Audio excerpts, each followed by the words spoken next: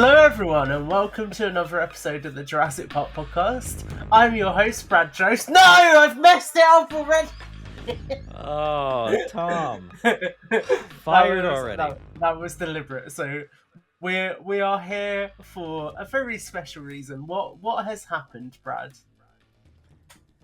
Well, a lot of stuff. My kids have been sick a bunch recently. They've gotten into Taekwondo and no. Oh, you mean Jurassic wise? Oh yeah, Yes. no. There's a trailer to discuss. Yeah. What I mean, we'll get into the play-by-play in a minute and kind of talk about some of the details in it. But what are your initial thoughts with this trailer? Oh, dude. I mean, I was extremely excited watching the trailer. You can watch my reactions online, and so I was pretty hyped. And by the end of it, still very hyped. I think the visuals are incredible. The acting looks really good. The writing looks fine as far as I can tell. I liked some of the jokes and things that were in there and the way the characters were portrayed. Visually, like I said, stunning. The dinosaurs look incredible. I think we're going to have to tackle with the fact that like all these dinosaurs look incredibly different than they have ever looked before. And of course we have an alien to deal with, basically. Yes. Some sort of alien type creature that looks, it's not, I know it's not an alien, but like it just looks so foreign to what Jurassic has done, even outside of things like the Scorpius Rex, the Indominus Rex, and the Indoraptor. So we're gonna have to like get ourselves warmed up for things like that. So I think there's a lot of this story that's gonna be, we're gonna have to find ourselves like how are we gonna accept these ideas and whatever's going on here, and we'll talk about it a lot. But overall, general consensus, I'm hyped. It looks good, and it looks like a trailer that will capture a lot of people. It looks, when I watch the trailer, I'm like, people are going to be hyped for this. I think that's the vibe I'm getting. I don't know. Like general audiences, I mean, maybe not Jurassic fans specifically, but general audiences, I think will look at this trailer and be like, we need to see that movie, Yeah, no, I think that's absolutely fair. I think the general reaction seems a bit mixed with Jurassic fans. I think naturally there's a lot of stuff that this is doing that it has to be very delicate with to not massively upset the lore of the films. Now, David Koepp has said that he has set himself some golden rules. One of those is about preserving the lore of the films. But as we know, preserving the lore of the films and actually contradicting things sometimes goes hand in hand and becomes the same thing. So it's going to be interesting to see how that plays out, I think. I mean, right off the bat, as we open the trailer, we quite clearly get a callback to the first Jurassic Park, which is in the museum scene where Zora and Martin Krebs are recruiting Dr. Henry Loomis. You've got it. There we go. Perfect. And this is, I think, quite interesting because we have some additional context around this scene, right? So we have. Are we gonna? Oh, I was gonna say if we're doing a playthrough first, that's fine. No. No, I was just letting it play. So we have some additional context around this scene, which I think is quite interesting, and it's leading some credence to a theory online at the moment, which is the fact that when they were filming this is the scene that was filmed in the Painterly Hall in Greenwich in the UK. So it's quite an ornate building, as you can see. And there were props on that location in the public areas, so they're out there on like news outlets and whatnot that were taking photos of the filming at the time of different dinosaur skeletons being delivered from the museum. I think there was like a Gallimimus and a Velociraptor, and then obviously in the trailer we see the Tyrannosaurus Rex. So a lot of people already with that banner are questioning whether this could be Rexy and whether actually we're going to open with the idea that some of these dinosaurs that we have known have died since we've seen them last, which I think is possible because it would set quite a somber tone right off the bat, right? If these animals are not as... they're not surviving as well as they have been in other climates and they're slowly migrating, it makes sense that some of them are going to die. And it does seem very on the nose that this T-Rex skeleton has the same banner from the visitor center, unless there was something in the exhibit about it being the first T-Rex from Jurassic Park. I don't think I want to get into that. Like, or we can get into it, but I just don't think I jive with that theory whatsoever. Yeah. Like, I just don't feel like that's the case. Maybe it is, but it just feels like flashbacks to Twitter and the social team saying that this is the Spinosaurus from JP3. And Yeah. like, no, come on. I don't know. I mean, look, I'm no fossils, expert or skeleton expert or anything, but it doesn't look like it was just like a fresh, like, how would that work? Like, so this dinosaur died in the past 5 years or whatever, right? Yeah. And now it's a skeleton completely? I don't know. It just doesn't jive with me. So I don't think that's accurate. It'll be interesting. It'll be interesting to see how it plays out. But what do you think of this recruitment scene more broadly? So we get the outline from Krebs here that they're going on the mission to get drugs from animals that have life-saving qualities. We know from the Vanity Fair article that is for heart disease. So they're getting a kind of cure for heart disease. And there's the whole pitch of Loomis not really wanting to go on this mission, but Zora being the facilitator and the bodyguard for the operation. Is that kind of what you expected? Yeah, I think everything played out like pretty much exactly as I expected in this scene. Outside of the fact that they're like, hey, we got to go like tomorrow or whatever they said. Yeah. So that was kind of unexpected. Because there's a volcano that's going to erupt. Yeah, I don't know. I think, this is, I said it before, but I never really expected, what's his name, to go on this mission. Yes, Martin Krebs. Yeah, Martin Krebs. Yeah, I was recording something and I was like, what's his name? Rupert Friend's name? And I'm like, I don't know, I forget. Whatever. But Martin Krebs, I didn't expect him to be on this mission initially, but then we saw pictures of it and I was like, oh, okay, so this is a different vibe. And I still watch this trailer and I'm like, okay, what's the angle? I still don't know what his angle is. Everything seems like perfectly fine, so I just don't really know what his angle is here. But yeah, I was sad when I was reading, the Vanity Fair thing saying that like, oh, this stuff is getting taken down. Like this is the end of an era, right? Yeah. And this is like, we don't need, which is weird. I kind of don't like the fact that it's just, again, people don't care about dinosaurs anymore. That's a little weird take. And I think the Vanity Fair article was like, well, David Koepp came up with this great idea about people don't think that they don't care about dinosaurs anymore. I'm like, that's literally what Jurassic World was. Yeah, like, that was the entire premise. Yeah. That was the entire premise. So that's a weird place to start from. But if this is, I feel like I read somewhere in there that this is like the opening of the film or something like that. So I don't know if it's like, I don't know if it doesn't look like an opening minutes of the film, but like maybe the opening 10, so the thing 15 minutes. The thing that's worth to note is that Krebs and Zora are wearing the same outfits that they were wearing when they were filming in New York. So it's clear that those two scenes are going to be connected. So whatever happens, I think that whatever they see in New York and then whatever happens here is going to be how the film opens.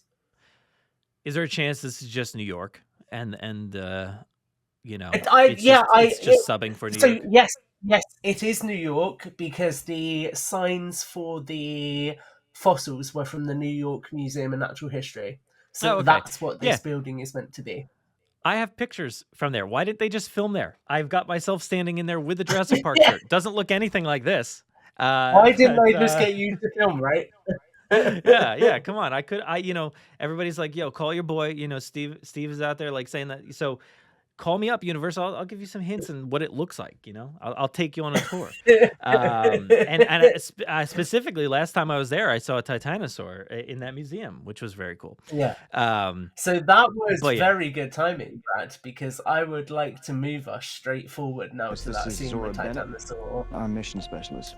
Sorry. Yeah. What mission? I love this. I love how we're doing this. Medical breakthrough. I was looking at the different dinosaurs in the back of that museum. There's what seems to be like a I don't know, a raptor-sized dinosaur. There's like a Yeah, triceratops-looking skull and stuff. So there's a lot of different things in there. So I don't think just it's like Beta here's chilling in the here's the background sick as a skeleton. triceratops. Here's the big one from Jurassic Park. I Here's don't think that's gonna Beta. be the case. Yeah. We have 3 skeletons from velociraptors that died on Main Street. That's just like Yeah, I don't know. That's weird. Like going back to what you were saying before we jump ahead again. There was in that article it mentioned like people don't care about like museums and fossils and stuff like that. And I yeah, think like that signals to me that like this is just old stuff that people don't care about anymore, you know?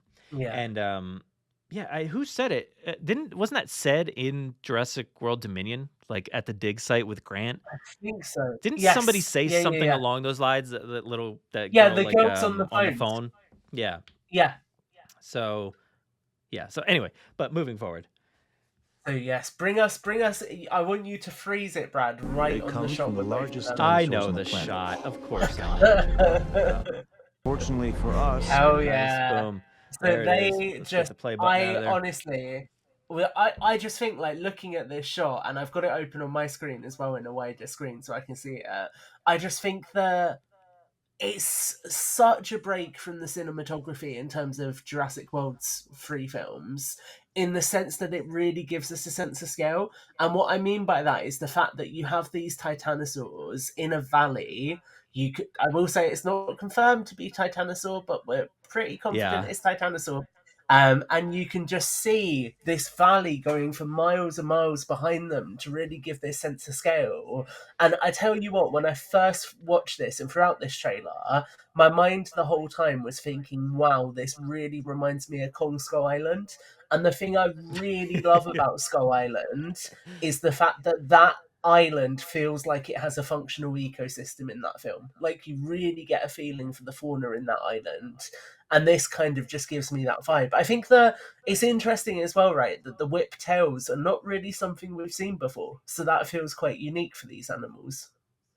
Yeah, 100%. And the little sails, on them too. Yeah, They look, super unique for these creatures. And, we've seen them before in different things, but I don't think they ever showed up in a Jurassic movie. So that's really cool to see.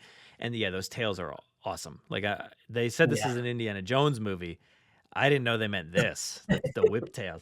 It's the whip, But yeah. but you mentioned the valley and everything like that, and Kong Skull Island, like that's the vibe I was getting the entire time. And Yeah, though dude. Gareth Edwards didn't direct that movie, he helped build that cinematic universe. Yeah. It's giving me so much of that vibe. And when you watch Kong Skull Island, it's like it feels like Nublar in a way, like it feels like a Jurassic location because they did film it there. But then there was other spots that were, I don't know if they actually filmed in like Thailand, but maybe they did. You would probably know better. But so the Yeah. iconography looks exactly the same. Like it looks like those really tall peaks and misty and Yeah. the surrounded by water and all that stuff. But then also like the typical Jurassic like Gallimimus Valley, that you would see in Yes. Kong. Yeah, yeah. So those felt the same, and that's what I'm getting here. And I think every vista that you see in this trailer is incredibly impressive and Yes. super realistic. Now, a lot of this, sure, is probably CG background to some extent, but it just looks so real. And I think I was talking about It it looks on, so good, yeah. I was talking about it on my little breakdown that I released. That I think when Jurassic World did like CG backgrounds and everything, it was about we have to capture this full theme park. Like, so you need to see the Yeah. theme park elements. So when you look at it, you're like, wow, that's impressive. But like, in your head that like, it doesn't exist. So therefore it's fake. Yeah. But when you look at this, I don't know, that place could exist. That looks real to me. Yeah. That looks like, because there's nothing infringing on it. There's no visitor center. Yeah. There's no Main Street or anything like that. It's just pure like It's just a natural location. cinematic natural Yeah. location. Yeah, it's incredible looking. And I think I predicted that it would be these creatures like the long necks in the Yeah. field, and that's exactly what happened. And behind them it seems like we're gonna have that Ket's place, temple thing. Yeah. So Do you want to take us forward slightly, just to, because yeah. there is a shot of All these Kets species immediately after this exist. as well.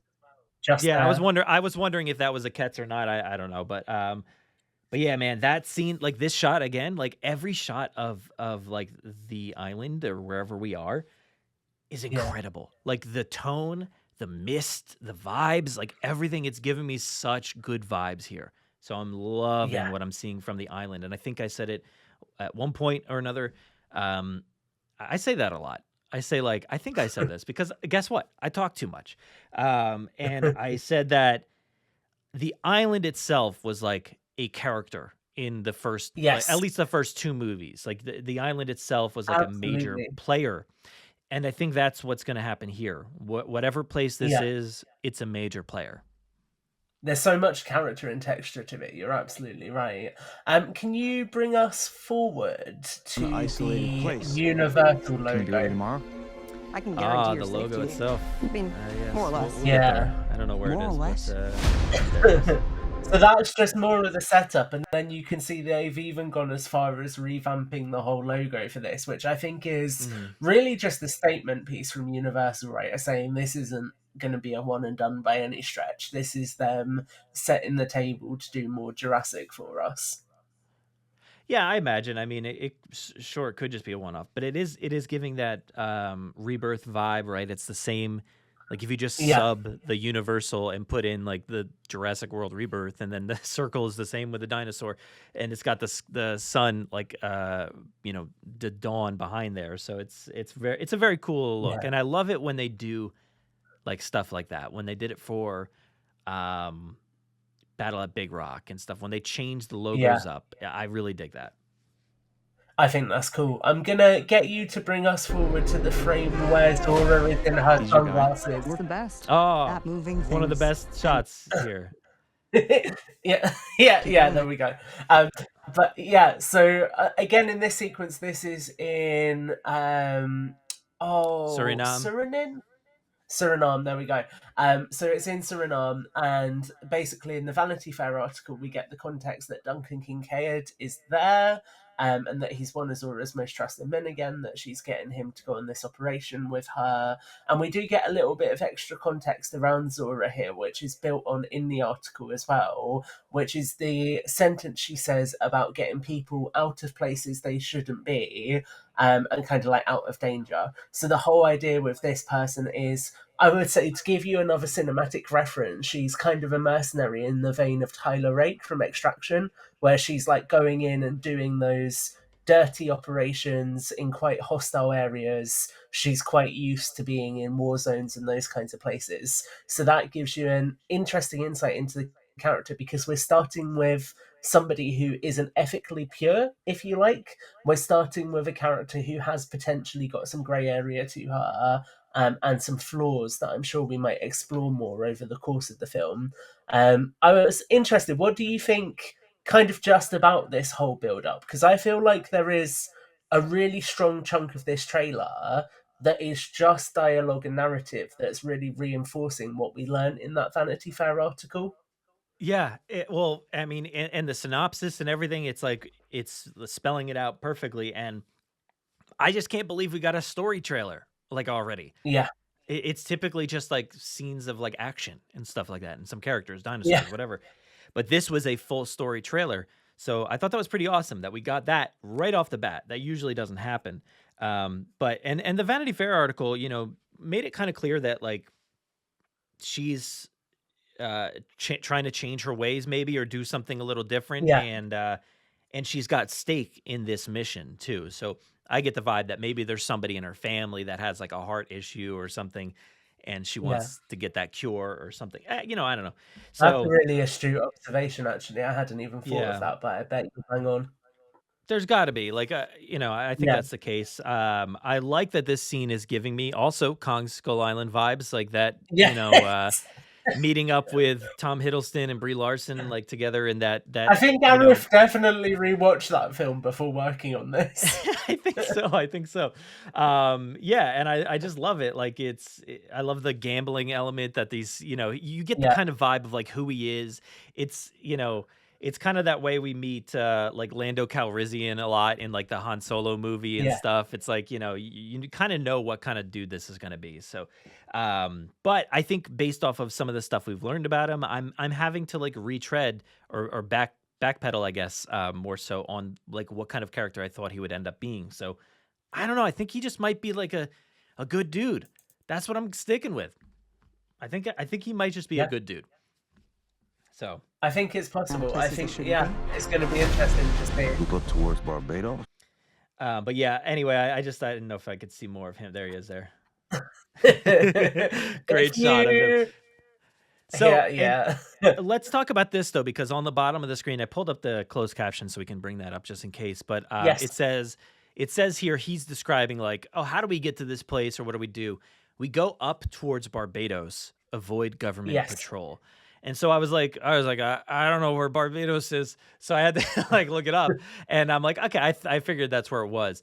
And it's, it's above Suriname a little bit. I don't know how far, but it's above that. So it's above South America and, to the right and lower south of like not Costa Rica, Puerto Rico and like Dominican Republic, the Virgin Islands and stuff like that. So it's really far south on the east side of like the US, which to me signals a very different location than ever before. Yes.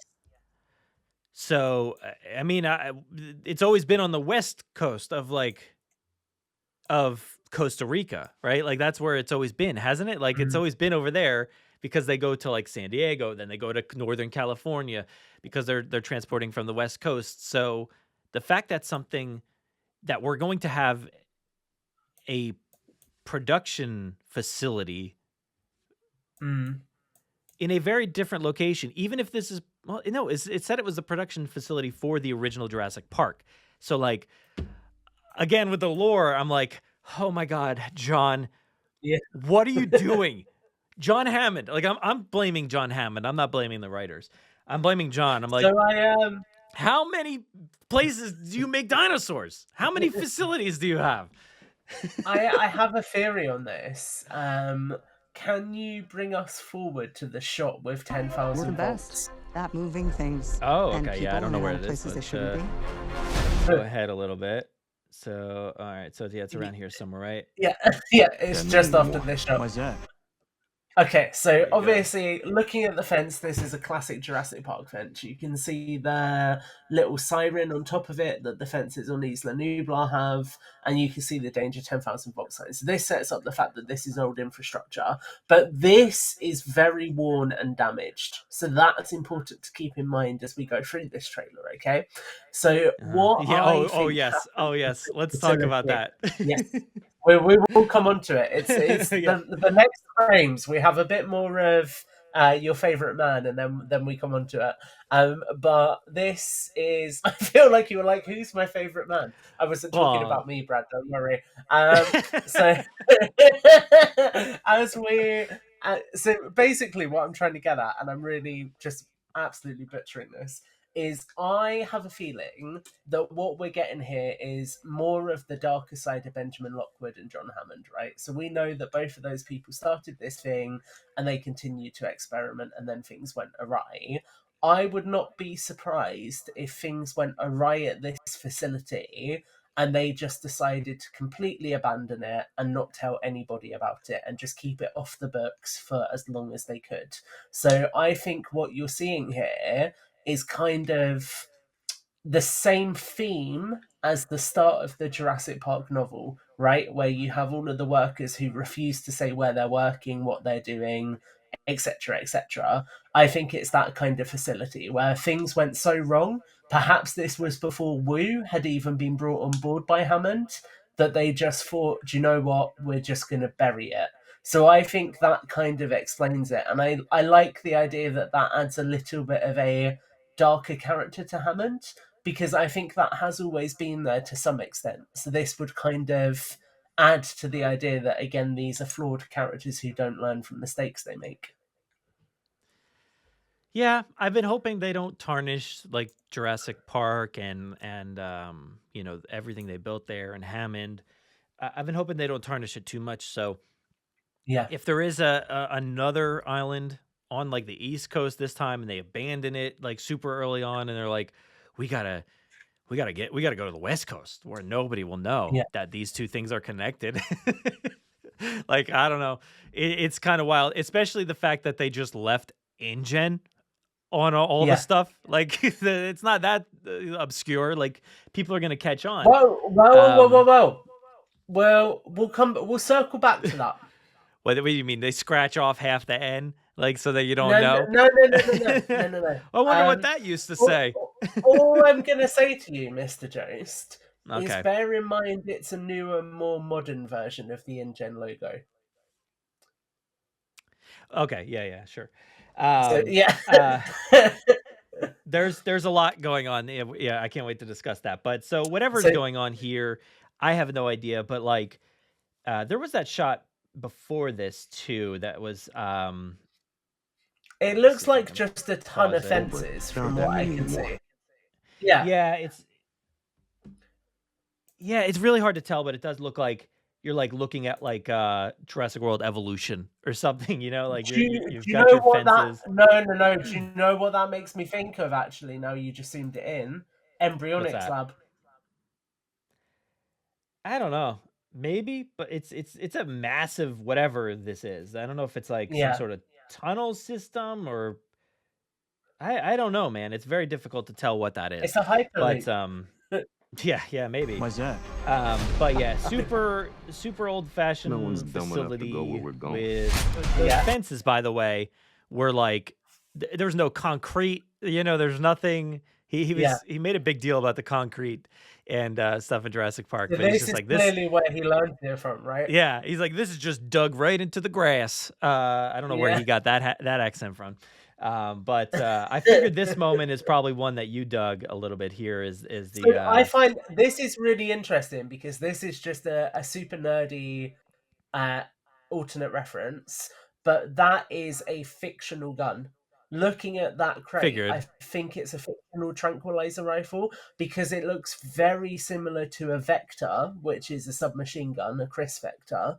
But I've probably just got us demonetized with that gun knowledge. But it's not a Vector, and she's quite clearly loading up syringes. So this having like dino capturing gear that is fictional is not untoward for Jurassic because although they look very realistic, even the dart guns in Jurassic World were created by the props department and aren't actually real tranquilizer rifles.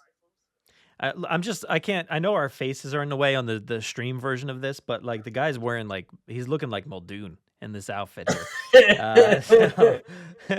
But you do get a shot of like somebody here somewhere. No one's dumb enough to go where we're going.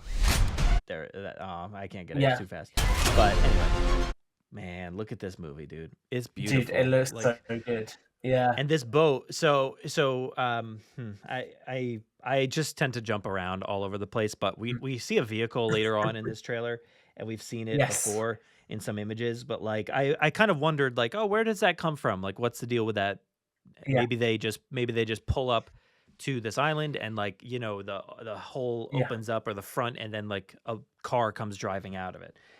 It doesn't seem like that's the case here. No. Do you want me to upset you actually really thinking about this chronologically? I think that the sequence at the end of this trailer is from the third act of the film, and I'll explain why when we get there. Okay, yeah, but I'm not sure which moment you're talking about, but okay, it involves this boat. Oh, okay. Yeah, okay. Yeah. But yeah. So okay, so you're gonna press play, and then we're gonna pause again immediately. Because this laboratory, so that is a perfect point to pause on. There's a lot to talk about here. Obviously, what the frame before this, you have the InGen logo very clearly in the background of the facility. A lot of this facility is looking very damaged, but the big thing to note here is this is very clearly a modern facility. It is so scientifically advanced compared to Laboratory 03.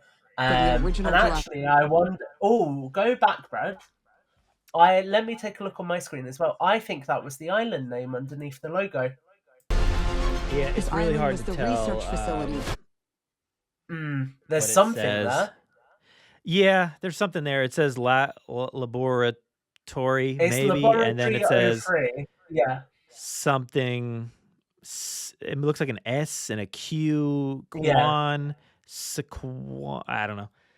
That's interesting. But yeah, so basically this is clearly an InGen laboratory. We can see the logo is partly faded, like you say, but also what we have here is very, very modern. You know, looking at the experimented upon Velociraptor with the two heads as an example. Yeah, these two images, by the way, like you're going back and forth between different scenes. So these scenes are not, in my mind, are not connected in any way. No, exactly.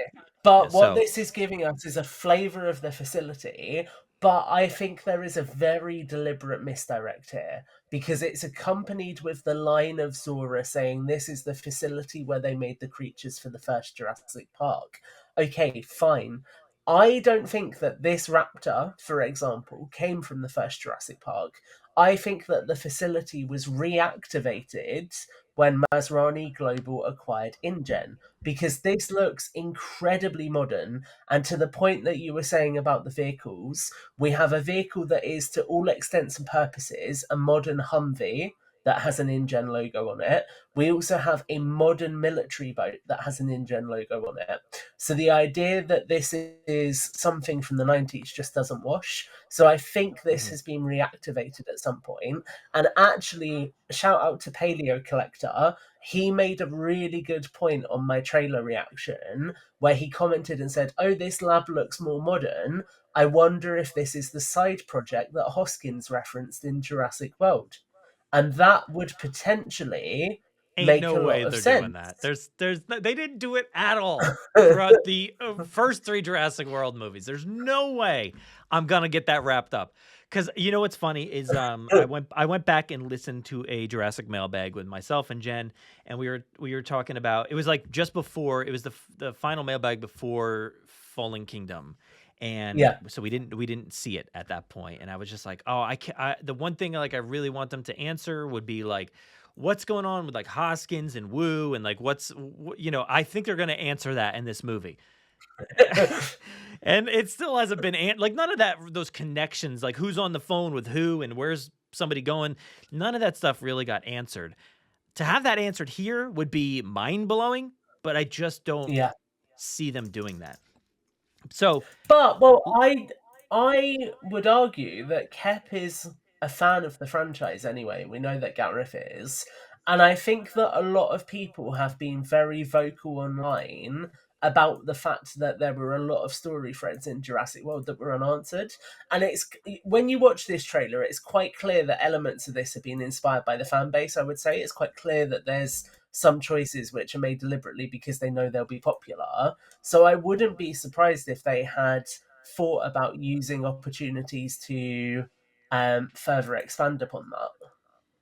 Well, let me say, I ain't never heard anybody talk about a 2-headed velociraptor. That's not a theory I ever heard anybody talk about, but here we are staring at one.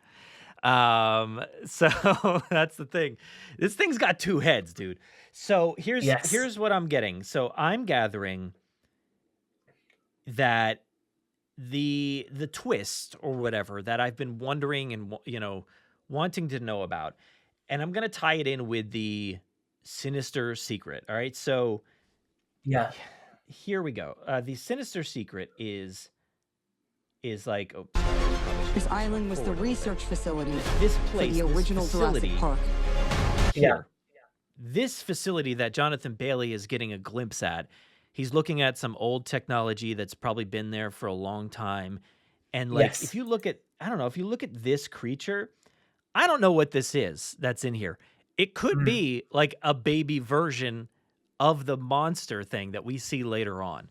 So this is the decades-old sinister secret, is this facility that housed kind of monstrous creatures and stuff. Maybe they're taking that technology and bringing it to the future with Martin Krebs and whatever side project he's working on. Probably.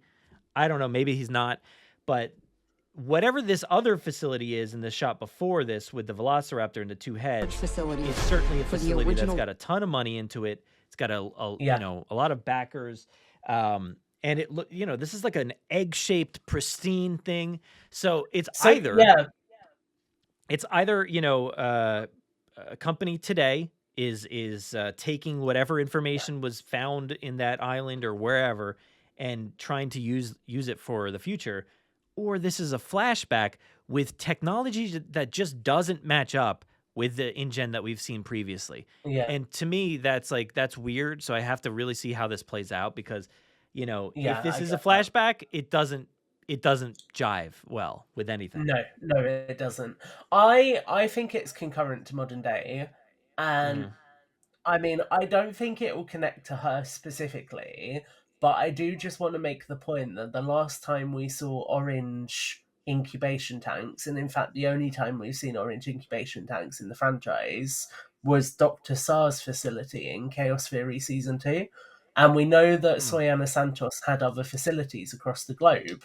So I almost wonder if they even revealed that this facility was an InGen facility once, and maybe it was reactivated by dino traffickers or something similar. I don't think they'd bring Soyona back, because I think they would have teased that at this point. But I could see it being an explanation for it, perhaps. If they're so intent on making this a rebirth, right? And they're not talking about anything really to do with the history outside of like they mentioned Jurassic Park and they show the banner and stuff. But I think if you were to have little cameos that pop up here or there, that would be perfectly fine. I don't need you to announce Soyana Santos. That would be a great, like, whoa, look, it's her. Like, oh my God. A lot of people probably wouldn't really get it, maybe, but I think it would be very cool. It would be Marvel-esque in a way. But yeah, whatever's going on here is a bit confusing. So I don't know. I do just want to say the aesthetic of this is so alien and so Wayland Yutani as well. Like it feels I've never seen so it, but yeah. super modern. It seems like what it would be from what I've seen. Cool. I know. Go ahead. Bye. See ya. wait. But yeah. I'm not. Are you talking? Hold up. You need to pause this. Pause this, Brad. Are you talking the original Alien?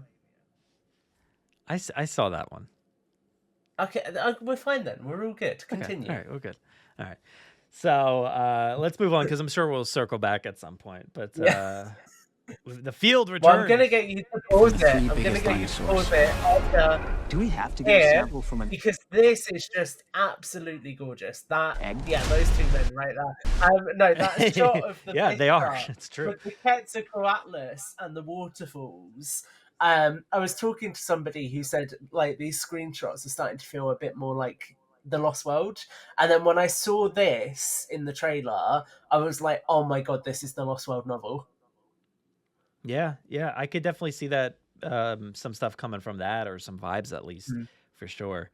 Very, very I suppose good. we could try and get it from the parent, but they're flying carnivores. You know, I love how intense he comes off, Jonathan Bailey. Yeah. In this trailer, he's not as chill as I thought he would be because of like how he acts in Wicked. He's like such a smooth and cool dude, and then here he's like kind of got Malcolm-esque like sarcasm and like snark to him, where he's like, sure, if you want to go up there, you can, but there, you're gonna have flying carnivores the size of an F-16, and it's like he's so funny in that regard. So, but it's interesting because like he sounds very serious and deliberate in his delivery and everything that you see here in the trailer, but in that Vanity Fair article, he mentioned like he like maybe doesn't take all the precautions necessary. So I find that interesting. So we'll see how that pans out. I don't know if he just means he didn't tie down the rope correctly or what, but maybe we should make it but I'm loving his quick evacuation out of this facility here, this temple. And by the way, see that? Can we talk about this little temple for a second here? Yes. So I mean, again, we talk about the idea that perhaps and whatnot, and I should just say to you, so you're aware, I can't hear you whenever you play the trailer because it's so loud. So just keep that in mind if you're talking to me. Dude, there's absolutely no sound playing on this end, so I don't know why you're even getting the trailer sound. That's why I was weird. like stopping whenever you were playing. But dude, unreal, because it's not checked through to play through, so that's odd. So there's a couple of interesting things here. The first, before we talk about the temple itself, is the fact that I think we see a juvenile Ketz. I could be wrong, but that really looks like a juvenile. The one that flies in? The nest. Yeah, okay. it looks like a juvenile to me. I might be wrong, but it just looks quite like smaller than the ones we've seen before. But I think this temple, I mean, it really is just a callback to other iconography in the franchise. Like, we know that there's always been this connection between Jurassic and ancient tribes. We also know that they've said that this film is taking inspiration from Indiana Jones. And I think that's really where that kind of shines through here, right, with this idea of this ancient tribe. So it's not necessarily something that's new for Jurassic, but it's cool to see it. And it's cool to see a location that was once something else turned into a dinosaur nest. I just always like that kind of stuff because I think it's a really cool way of adding layers of meaning to it. So I'm quite excited to see this and to see the set piece here because it looks really good. What I find interesting, and I don't know how interesting it actually is, but I just love the set design here, and the mouth of the cave is quite literally a mouth. It's got teeth on the top and the bottom of it. Like, that's super cool. And also, how good does this look compared to the physical set? Because we've seen photos of the set from this. It was on like Google Maps photos from Sky Studios, and this looks like it fits so well with the rest of the CGI around it. But also, what I was going to say is I can't remember his name, but the other member of the team, I have a feeling he dies here because the fact that it pauses on like him and the Ket's then like looking up at him before the shot cuts, I think that the Ket sees him and just pounces at him. Wait, is this Jonathan Bailey or is that somebody else? That's Jonathan Bailey falling. Definitely. And then here we go. That's I thought it was with the guy in the plant. But yeah, this is different because this outfit is not the outfit that goes out the door. Let's watch it, play it again. But it is him. Yeah, I guess, I don't know. It just didn't look like the same outfit. It's definitely him getting pulled out, but that outfit did not look the same. But let's talk for a second about... you just paused in midair, nice. Let's talk about Avengers Endgame for a second. Yeah. Oh my God. Because what do you think happens here? You know, is she able to... You have to make a sacrifice to unlock the final encounter with the mutant dinosaur. Yeah, so she's able to hopefully save Jonathan Bailey here and herself. Yeah. Hopefully they both make it out. But I just love this. This is a very cool moment. I'm just see this kind of moment a lot in movies, but like I'm really hoping they make it a trope of her character that she just starts calling him Hawkeye for some reason. Like he's got an eye for the Quetzalcoatlus, so she's like, "Okay, Hawkeye," and then when he goes over the edge, she's like, "Hawkeye, hold on." Yeah, I'm sure it'll be that on the nose. Maybe they like name that cat's Hawkeye as it flies in. These things are like hawks. They've got great eyes. That's what she says. Again, here we got some more beautiful shots of a place. I don't know if it's the same place or not, but it's beautiful. Yeah. So we have Duncan and then... So pause here, actually. Yes. Because this gives us an interesting sense for the narrative of the film. So this, I think, is the second act leading into the third, the encounter with the mutant, I think. Because Henry Loomis is now with the family. So we know that this family is stranded on this island, and that's all we know about them, right? We don't know anything else. But you can see here that he's with the family. So at some point they've made it to the family and they've now joined up with them. There's the next shot, if you press play again.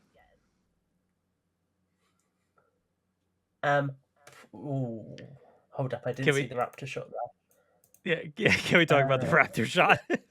Please don't say the raptors. We'll come back to the raptor shot. We'll come back to the raptor shot in 1 second. Just keep playing. and pause on the next one. So you can see very clearly in this shot that there's other civilians in the background who aren't part of Zura's team. So this confirms that at this point they've met the family, I think. So that's really important context. So we know that they meet the family, and when they get to the family, they then have the encounter with the mutant, because obviously you can see its arm on the right-hand side. So this is why I think this is in the second act, because then in the final scene when we get there, the family is also there as well. So just keep that in mind for now when it comes to the narrative of this film. Now let's go back to the raptor shot for you. All right. Yeah, I'm interested in the fact that there's like so many people. There was like 7 people there on that dock, which is kind of crazy. But yeah, please don't say the raptors. Tell I've really looked at the details in this. Oh, I just missed the raptor shot. But yeah, dude, seeing the raptor feet here. What do we think? 2 heads, 1 head. What's it gonna be? I don't think the 2-head one will actually come out. I think it will just be normal raptors. Yeah, this looks like it could be like the old broken down facility or something, because you got water on the ground. I was going to say it's flooded. Yeah. Mm-hmm.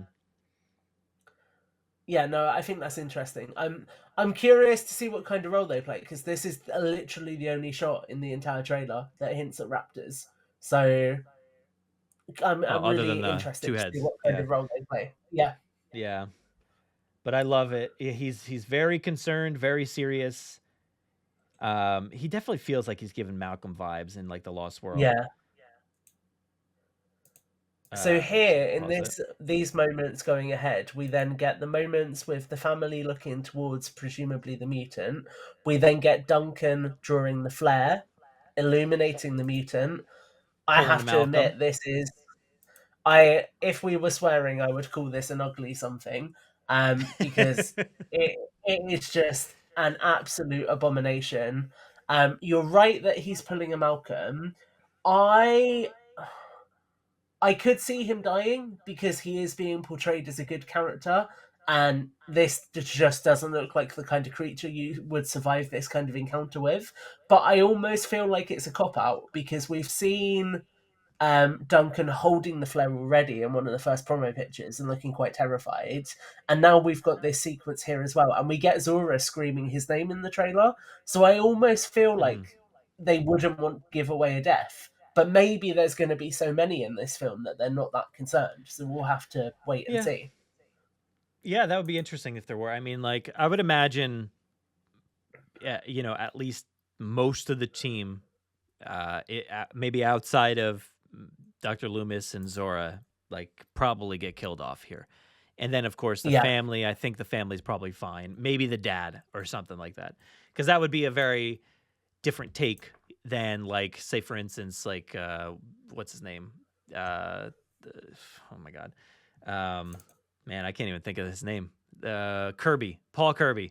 Like, how he sacrifices himself, like, to with the Spinosaurus, but he actually survives, and they pull the whole like Indiana Jones and the Last Crusade moment.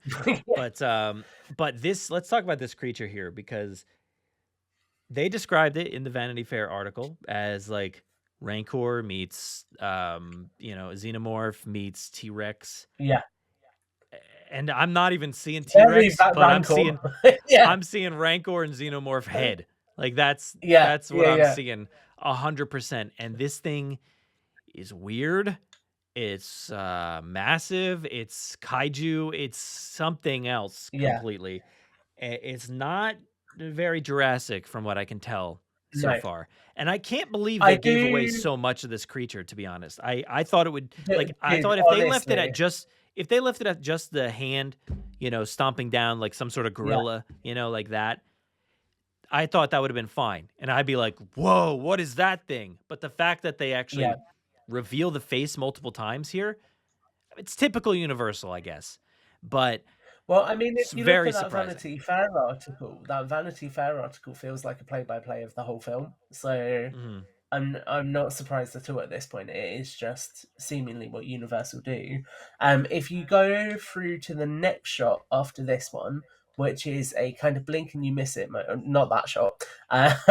So after we get a new era, there is then, the car. So we've seen the car before in some of the preview photos, but again, just look at the environment around the car. Look at that gate, look at that road, look at the fencing. This is quite clearly a more modern facility, or at least if you look at the left where there's a little bit of rot or rust on that structure, it's an older facility that has been retrofitted. So I think it's really just important to keep that in mind. So is this going to end up being Fallen Kingdom, like all over again, in a way where it's like Eli Mills wants us to go to this island to go get something, and then instead of taking the dinosaurs with him, they just leave them all there, and they just reutilize this facility that has been here. So I could see, this guy probably set up an adjacent facility next to an old one or something, and that definitely makes a lot of sense. And I had said it, and too bad I released it, but I was like, it seems like a firm confirmation that we're getting flashbacks. But I was apprehensive at the same time because I'm like, this doesn't look like flashbacks. Nothing about this feels old or anything. It just looks brand new. So it's I think you're on the money. But I don't think this is somebody setting up a facility on the island as it is in the current day. My interpretation of it is this is Jurassic World on the island. So I think that when Masrani Global purchased InGen, they would have been made aware of this island. Like maybe they uncovered some record somewhere that hadn't been hidden away that showed that there was this facility here. So naturally they went to see what they could uncover there. Because if you look at this vehicle, I mean, there's photos out there that show that it has the Jurassic World logo on it. Not it doesn't say Jurassic World, but it has the Rex, and it also has the InGen logo. So it has to still be connected to InGen. So I think it's clear that they came back to this island at some point. Did you watch Skeleton Crew? Yes. So, in Skeleton Crew, the Star Wars TV show, there's this planet called At, which has been operating and doing its work, its grand, glorious work, whatever, for however long, kind of like blindly. Is there a chance that Masrani's like, hey, you guys don't get any communication. You guys just have to work here. And these InGen workers have been working there for 15 years now. And then the people arrive on the island and are like, wait, what? Oh, the park's gone? Oh, the island blew up? Oh, wait, all the dinosaurs are in the Americas and around the world. Wait, what? What are we doing? Yeah. So is that I don't think that's a possibility. I don't think we're going that far, no. But that is interesting though, that maybe there could be a Jurassic World centric facility, a Jurassic World era facility that, again was maybe abandoned or something, but the fact that it's so pristine is weird though. What is quite interesting, if you go on to the next shot as well, I hadn't noticed this until I paused it to look at it, but in that shot of the corridor, before Zora with her gun, there is a ladder on the left-hand side that is very similar to the kind of ladder that we see in the bunker in Fallen Kingdom. And also, if you look on the right through the doorway, the wall has got the same kind of line texturing that bunker had. So there is almost some similar design language here in terms of that kind of structure work. If you say so. Sure. I can see the ladder. That's about all I can see. But the line structuring, yeah. So on your right through... Oh, well, you've paused it at a different frame than I have, so that's why you can't see it. If you need to go back a tiny bit. There, off. Dude, it's very hard to pause it on the iPad. I don't know. Wait, hold on. There you go. You mean right there, yeah. with the pipes and stuff like that. Yes, that looks like the kind of line designs that were in the side of that emergency bunker. So I think it's clear that this is again InGen architecture. Which the emergency bunker was a Jurassic Park era, though. Yes. So we have that. But yeah, I do like this underground facility thing. I think this is kind of cool.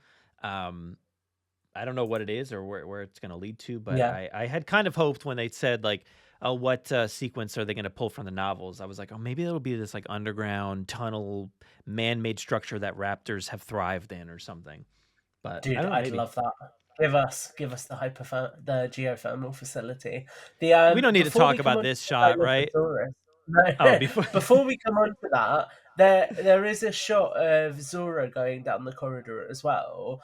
And it's just interesting to note that up until this point, we think we've seen tranquilizer rifles, but at this point, she's using live ammunition. Yeah. Hopefully we don't get to. I don't want to see the other side of that, really. We've only really seen like one or not even a lot of deaths, really. Like the only one that stands out is Kelly killing the Velociraptor. Nothing else is really standing out outside of like a dinosaur killed another dinosaur or something. But yeah, to have another human do that or shoot one, I would hope we would kind of steer clear of that a little bit. But man, we're getting some classics here now. Yeah, so the Dilophosaurus, it's cool to see it back because we haven't seen that rumoured at all. So that was quite nice to see it appear. I think this is Luna Blaze's character. Mm-hmm. You can see we've got some of the rafts to the right. So this could be where the raft sequence begins. I love how I pronounce raft. I've never noticed that until just now. But yeah. But you can see some of the raft. This could be where that sequence starts. But if you go into the next shot as well, it's clear that Luna Blaze's character is having one hell of a time because when we get the new T-Rex, she is stood to the... Jump in the gun. Oh, okay. Jump in the gun, man. Can we bring it back to the raft? Because first off, I don't see the raft. I see like a blanket or something. And what in the world what's under the blanket? Dude, I don't even know, man. I don't know. Like, what is this thing that I'm looking at? Right, what is happening here? Press and pause very quickly.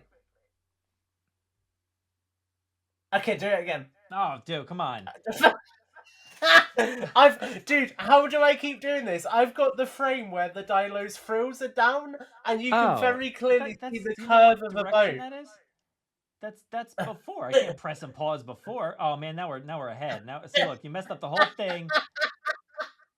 Do you want me to just open Facebook and send you what I'm looking at? No, I see it now. I don't know. Sure, that could be like a very small looking boat. I don't know. But I'm more concerned with what is this other thing above it, like with the yellow striping and like what is this shed thing? I feel like it's just some funky design. The one thing I don't know what it is.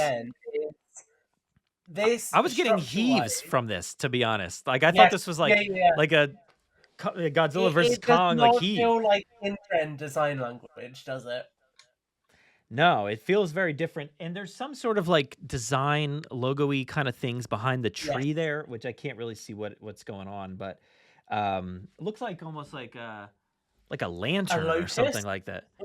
No, I'm not seeing a locust. But yeah, I don't know what's going on here or what this spot is, but it's interesting to say the least. And we're getting Dilophosaurs. They were in that boat sequence in the book, right? So so it makes sense that it could be the start of that boat sequence. And then, like I say, we get our Rex. This is clearly the boat sequence again because we've got Luna on the left-hand side. Obviously, the Rex with the stripes and everything. I just think it's looking really good to me. It's a lot beefier, which is cool. Yeah, but it still feels I feel closer like to the Engine one. I feel like it just kind of just looks like Rexy to me. Like some, like it looks like this was taken out of the beginning. What? Don't worry, continue. Oh, okay. It looks like it was taken out of the beginning of like Fallen Kingdom or something.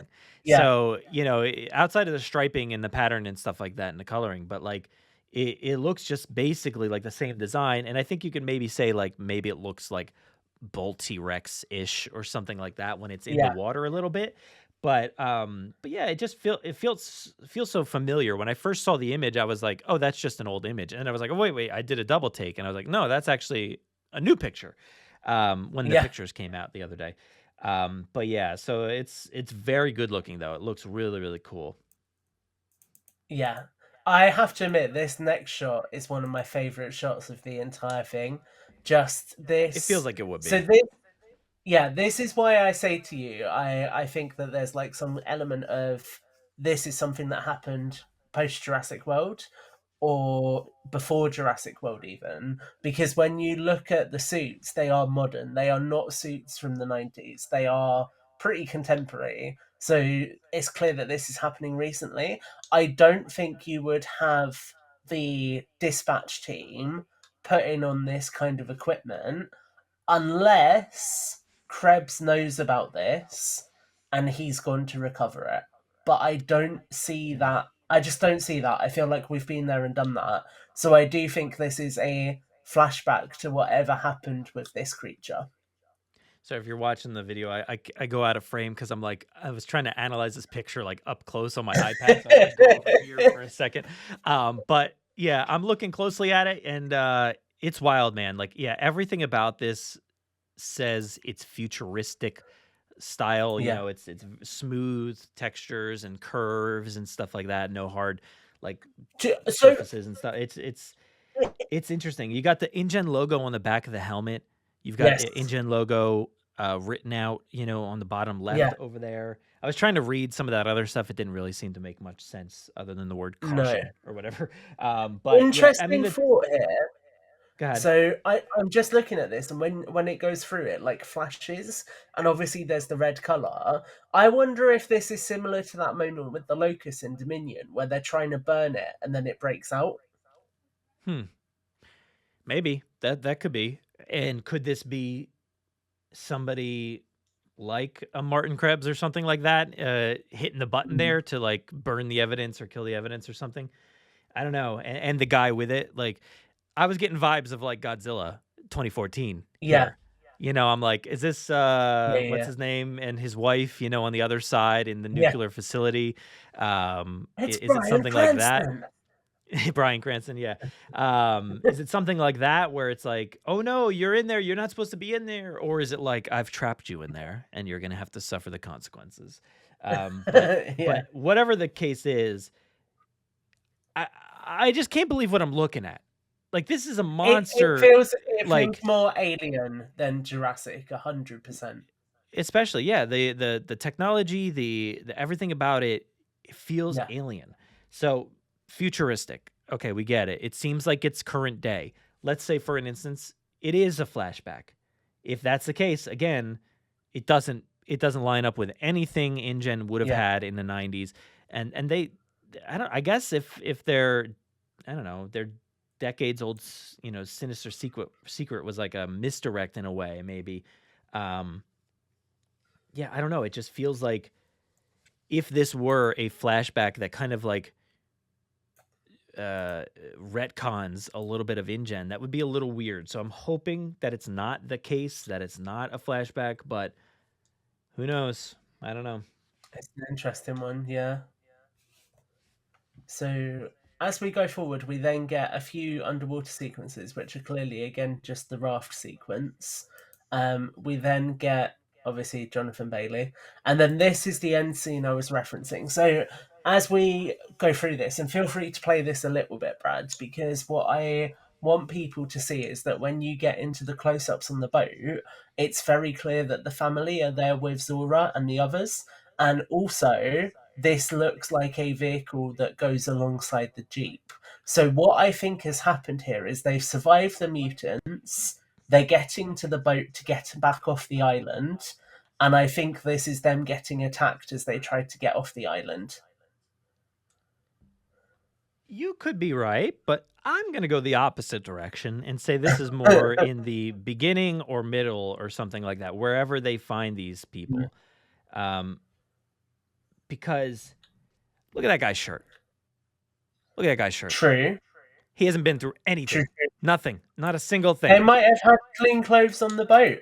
I'm going to hit Maybe. you. I'm just going to Just going to give you one other piece of food for Luna one Blaze. other piece of food for thought, Brad. One other piece of food for thought. Okay.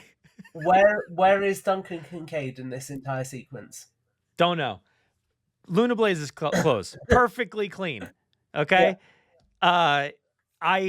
And the fact that the synopsis said something about like their boat was capsized by marauding dinosaurs or marauding aquatic dinosaurs.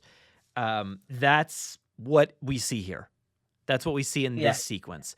So I think this is just after they're capsized. I don't know why they're not wet. Maybe they were able to jump from one boat to the next and they didn't get wet. Maybe that's the case, but I think this is directly after their boat gets capsized. So I think, are we looking at, these are definitely the same boats in all these shots, right? Like it's that one with red. Yeah. It's the one we see at the start as well. It's interesting to note that Krebs is here as well. He's in the background just there. I just get the feeling that the fact that like Zora's just down to a t-shirt at this point, and the fact that Duncan Kincaid's not there, it makes me think that this is towards the end when they're trying to escape. Because even in the wide shot, you can see that Duncan's not there, unless he's the one driving the boat, I suppose, which could be possible. I do just want to touch on the fact that the Spinosaurus, when it goes up onto the side of the boat, it is ugly. Mm-hmm.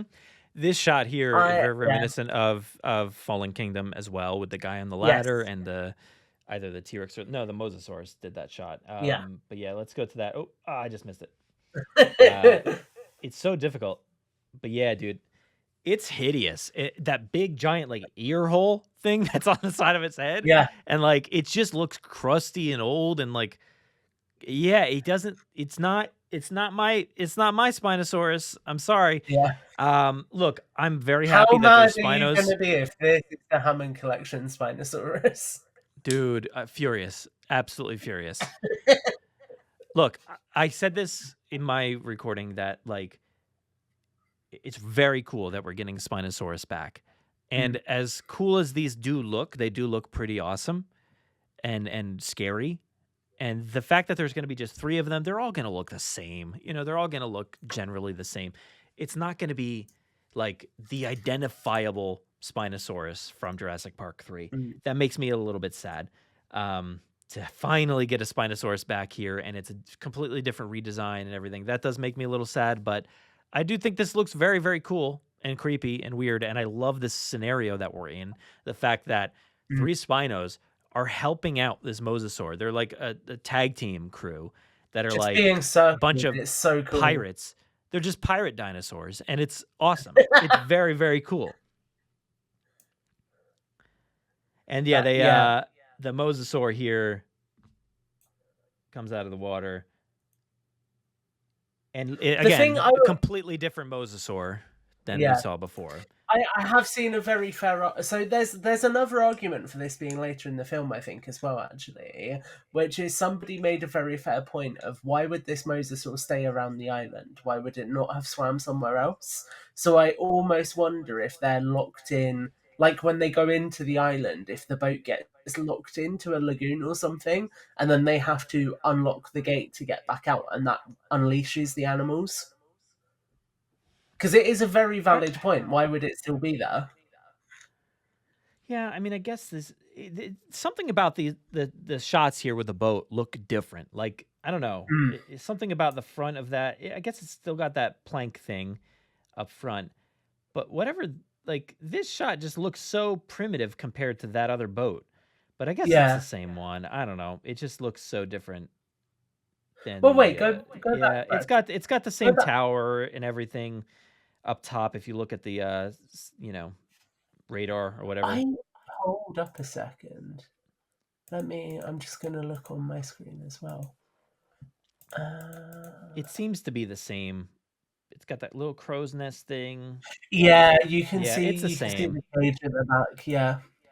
But something about the back and the front look very different. Like this looks like it could just be like some old vessel, and the other one looks like it's not really like thing. any kind of modern boat that I've seen. Because I spent some time trying to analyze it when we first saw it in some filming pictures as well, and it's not. It's the closest thing I can think of is like a military patrol boat.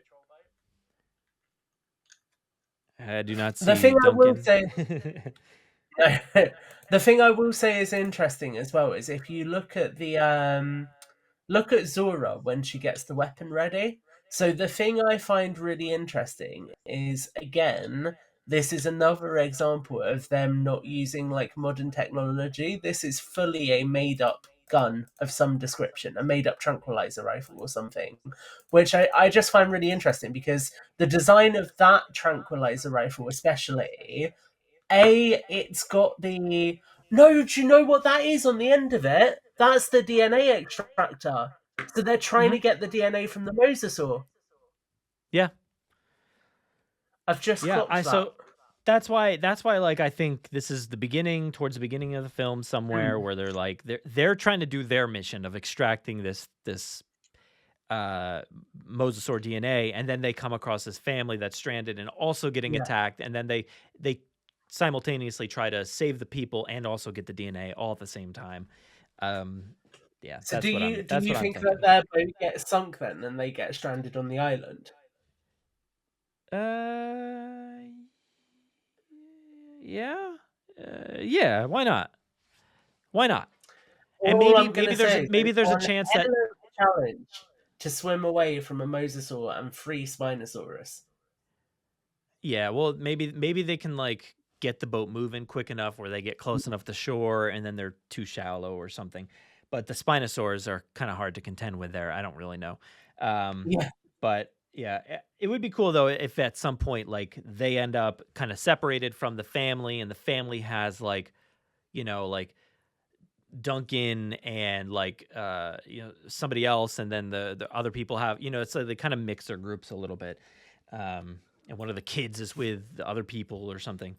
I don't know, but that would be cool to see. Yeah, that's the entirety of the trailer. That is. Yeah, man. I feel like we've done a really good job doing a through by through cover of that.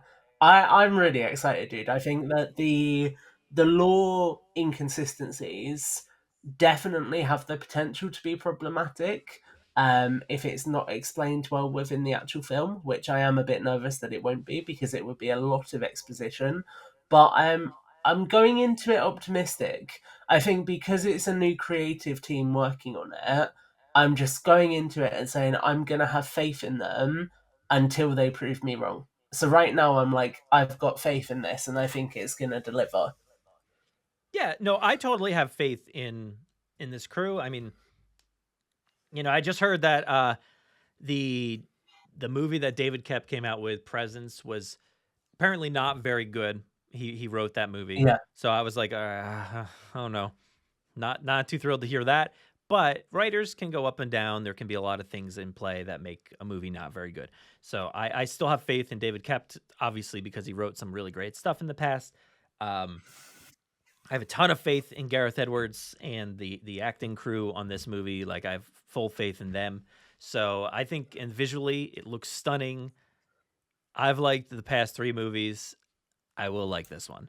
I think it just, it's going to be one of those things. Maybe, some movies recently where, it's like a recent Star Wars movie or Marvel or something. Sometimes you have to kind of like watch it a few times to fully be into it or whatever. And you're like, okay, maybe I do like this movie now. So maybe that's going to happen here with some of those designs and the creatures and things. Or maybe it'll be fully explained in like a great way that I'm like, oh, I love this idea. But I just have to let it play out. Like, I don't know. Like, I just got to see what happens. Because right now I'm apprehensive on some aspects, but love a majority of it. So I'm ready for it, dude. Like, it looks really good. It looks really good. It looks awesome, yeah. And I think there's a really good note to leave it on there, actually, which is exactly what you say, which is we're in this now. We've got our first trailer. We just need to let this play out and wait until July to see this film, and then make our opinions once we've seen it. So you heard it here. No more podcasts until July. I guess that's we're not going to talk about it anymore. No more talking about Rebirth. That's it. The trailer came out, so we're done. I think. Yeah. Well, there's probably going to be another trailer. Dude, No, we can got you the story imagine? trailer. Can you imagine? I genuinely see a world actually, because they did this with Fallen Kingdom, where we get a couple of new shots in the Super Bowl clip. I could see that for sure. And we got to keep our eyes peeled for like international trailers and things like that. Yes. Even during the Super Bowl, they tend to differentiate like some international trailers. So You're like, whoa, think there's we'll be things I've never seen. this Sunday. Maybe. I'm happy I didn't have to record for the Super Bowl. Like, I'm glad we got that out of the way. I am surprised. Yeah. I do imagine it will still be there to some extent. But I'm very surprised that it didn't drop. And even Fantastic Four was like, no, we're going to do ours early. It's been a very fun week for trailers. Fantastic Four looks fantastic. This looks fantastic. I can't wait to see what else happens. So there's going to be a lot of good movies, I think, on the horizon. July's looking incredible. Let's see what else is out there. But thanks, Tom. Thank you for doing this. What do you got? You got anything going on? What are you doing? What are you doing these days? At the moment, I am behind on my schedule for Tales Season 3, but I have edited 4 out of 6 episodes. So wow. Yeah. You still didn't call me. Like, where's my guy that dies? When am I being him? He has a silent death.